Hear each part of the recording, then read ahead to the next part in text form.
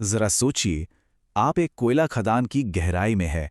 ये एक ऐसी दुनिया है जहां हर कदम पर खतरा है और जहां विस्फोटकों का इस्तेमाल करते वक्त जरा सी भी चूक की कोई गुंजाइश नहीं होती। यहां एक छोटी सी चिंगारी या बस 1 सेकंड की गलती भी एक बहुत बड़ी तबाही ला सकती है। तो सवाल ये उठता है कि इतने जोखिम भरे माहौल में जमीन के मीलों नीचे एक कंट्रोल्ड और सेफ धमाका आखिर किया कैसे जाए। बात सिर्फ चट्टान तोड़ने की नहीं है, बात है इसे इस तरह से करने की कि हर कोई दिन के आखिर में सही सलामत घर जा सके। तो आज हम इसी पूरी प्रक्रिया को स्टेप बाय स्टेप समझेंगे। पहले नियंत्रित विस्फोट की जरूरत को जानेंगे, फिर ब्लास्टर की किट के अंदर झांकेंगे, इसके सेफ्टी चेक्स को समझेंगे, फायरिंग सीक्वेंस को देखेंगे और आखिर में ये भी जानेंगे कि अगर जरूरत पड़े तो मिशन को रोका कैसे जाता है। सबसे पहले ये समझना जरूरी है कि हमें इस जैसे डिवाइस की आखिर जरूरत ही क्यों है। देखिए, ये सिर्फ एक बटन दबाकर धमाका करने के बारे में नहीं है। ये है एक इंटेलिजेंट, पूरी तरह से कंट्रोल्ड ब्लास्टिंग। इसका मतलब है हर एक डेटोनेटर को एक तय मिलीसेकंड पर फटने के लिए प्रोग्राम करना, जिससे तबाही का खतरा कम हो और चट्टान एक नियंत्रित तरीके से टूटे। तो चलिए मिलते हैं इस पूरी प्रक्रिया के हीरो से, वो टेक्नोलॉजी जो इसके केंद्र में है, स्मार्ट डेट ई-एक्सप्लोडर सिस्टम। जमीन के नीचे ब्लास्टिंग की चुनौती का ये एक आधुनिक तकनीकी समाधान है। अब इस सिस्टम के दो मेन हिस्से हैं। पहला है ब्लास्टर। आप इसे इस पूरे ऑपरेशन का दिमाग समझ सकते हैं, जो सारे फैसले लेता है और कमांड भेजता है। और दूसरे हैं इलेक्ट्रॉनिक डेटोनेटर्स, जो उन कमांड्स को बिल्कुल सटीक तरीके से पूरा करने के लिए तैयार सैनिकों की तरह हैं। और इन सभी डेटोनेटर्स को ब्लास्टर्स से जोड़ता है एक हार्नेस वायर, जिससे कम्युनिकेशन और कंट्रोल के लिए एक सिंगल इंटेलिजेंट नेटवर्क बन जाता है। यहां कोई भी सिरा ढीला नहीं है, सब कुछ एक दूसरे से जुड़ा हुआ है और सिस्टम की पूरी नजर में है। अब हम जिन स्टेप्स की बात करेंगे वो सिर्फ डिवाइस को ऑन करना नहीं है। इन्हें आप एक डिजिटल किले के सिक्योरिटी गेट्स की तरह समझिए। ये गेट्स जानबूझकर बनाए गए हैं ताकि कोई भी एक्सीडेंटल धमाका ना हो सके। आपको अंदर जाने के लिए हर गेट को सही क्रम में खोलना ही होगा। डिवाइस को चालू करने के लिए पहले दो काम करने होते हैं। सबसे पहले एक चाबी लगाकर उसे घुमाना पड़ता है। ये सुरक्षा की पहली फिजिकल लेयर है, जो पक्का करती है कि सिर्फ ऑथराइज्ड लोग ही इसे इस्तेमाल कर सके। इसके बाद पावर बटन को थोड़ी देर दबाकर रखना होता है, ताकि गलती से बटन दबने पर डिवाइस ऑन ना हो जाए। चाबी के बाद आता है पहला डिजिटल सिक्योरिटी चेक। डिवाइस का पासवर्ड जो है 1111। ये कुछ वैसा ही है जैसे एक कंट्रोल धमाके के लिए 2 फैक्टर ऑथेंटिकेशन।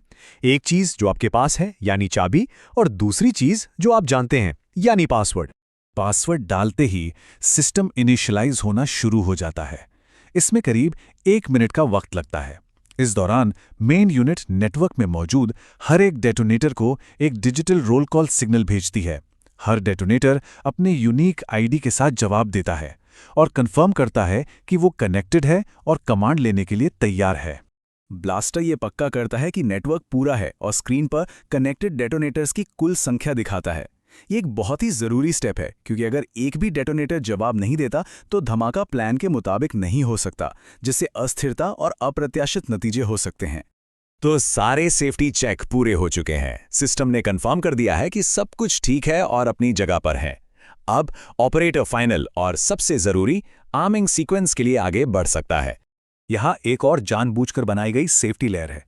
सिस्टम को ऑन करने का पासवर्ड अलग था और अब इसे धमाके के लिए तैयार करने का पासवर्ड अलग है, जो है 2222। ये सिस्टम का पूछने का तरीका है, क्या आप वाकई ये करना चाहते हैं? सोच लीजिए। सिर्फ पासवर्ड ही नहीं, एक फिजिकल एक्शन भी करना होता है। ऑपरेटर को एक साथ 2 बटन दबाने पड़ते हैं, आर्म और शिफ्ट। ये डिजाइन इसलिए है ताकि गलती से भी डिवाइस आर्म ना हो जाए। एक फिसलती हुई उंगली या एक अचानक धक्का इसे सेट नहीं कर सकता। और अब स्क्रीन पर सब कुछ साफ साफ दिखता है। ये ऑपरेटर को दिखाता है कि सिस्टम पूरी तरह से तैयार है और बस आखिरी कमांड का इंतजार कर रहा है। दाईं ओर रेडी लिखा है और बाईं ओर फायर।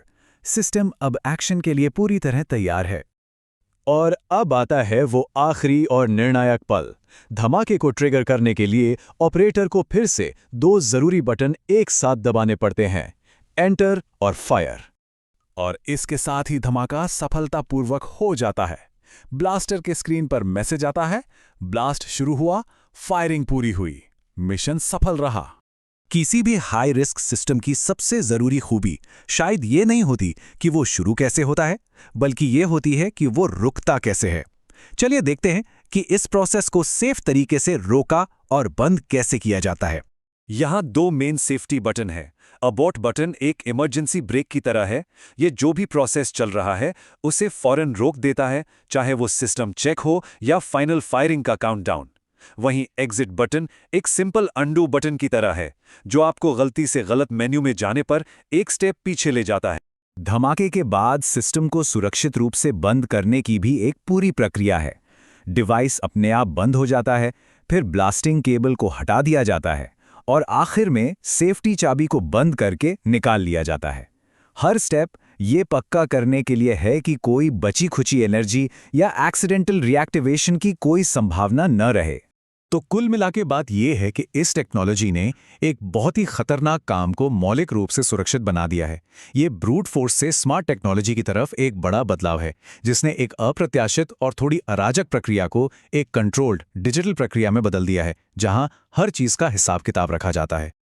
और ये हमें एक बड़े सवाल पर लाकर छोड़ता है।